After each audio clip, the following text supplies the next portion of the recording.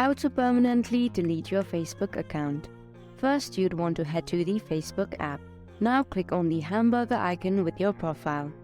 To head to settings, you can just click on the gear icon, or you can scroll down and go to settings and privacy. Now you have to go to settings, then under account you'll see the option of access and control.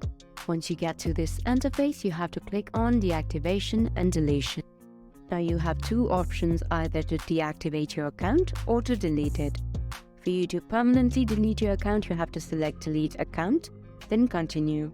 Please keep in mind that if you are deleting your account, then you'll also be deleting pages that was linked with your account. You just have to continue. Before you delete your account, Facebook is going to ask for a reason. You can select any one of these, or if you want to skip, then just click on continue to account deletion. These are some of the reminders for what it means to permanently delete your account. Make sure that you go through all of these. Once that is done, click on delete account. Then finally, you would have to type in your password and then reconfirm that you do actually want to delete your account. Once that is done, you would have successfully deleted your Facebook account. Hope I was able to help you out. Thank you for watching.